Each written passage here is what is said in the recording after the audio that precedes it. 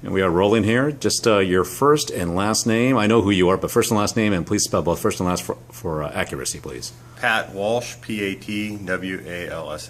And rank and title? Chief of Police for Lompoc Police Department. Okay, Chief, yesterday 2 of your officers were attacked. How are the officers doing straight off? They're fine. They took a trip to the hospital, got checked out, and they'll be off work for about 2 weeks.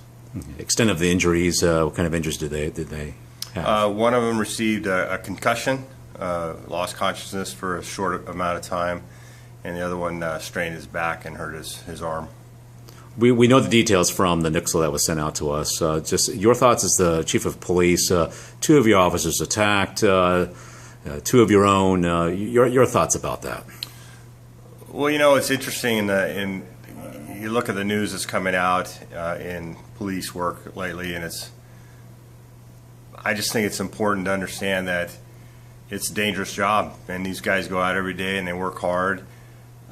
Just from the first read I take is they didn't anticipate having to struggle with this gentleman, and he decided that he did not want to go back to jail, and he fought pretty hard, and then his son jumped on the back of one of the officers, and the fight was on. And so, you know, as a police chief, you know, you worry about your folks. You hope that these are the kind of instances that could turn into more force or deadly force. So I'm happy that they're okay, and I'm happy that the suspects are okay as well.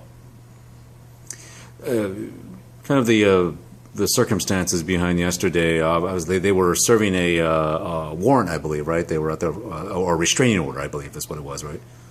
Well, you know, whenever we get these kind of calls, they're always very volatile, because if somebody has a restraining order, that means that a judge has said you've used violence against your spouse and you can't be around her pending the outcome of the case and counseling or whatever it is. And you know, it's a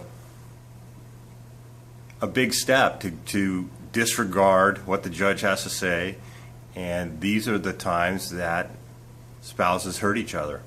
Mm-hmm. And so when we show up to those calls, we're very alert and very concerned, because you don't know why they've come back. You don't know if they've come back in a rage, or if they've come back to reconcile. It doesn't, but it could be very violent, and this is exactly what happened last night. It was violent. Have you reached out to the officers yourself? Have you talked to them? And I've left message on both of their phones. I'm anticipating they're still asleep. Mm-hmm. Right. Are they out of the hospital? They're out of the hospital, yes. Okay, and then they'll be taking some time off, obviously, right? Well, yeah, they'll be taking a time off, and then we'll be they'll go back to the doctor and make sure that they're checked out, and then they'll come back to work and do what they always do. Probably at least a week, you were saying? At least a week, yes. Okay, all right. What was the last time you had officers injured? I know you're kind of new still here as well, but from what you've been told, from what you know, when was the last time you had officers injured out there?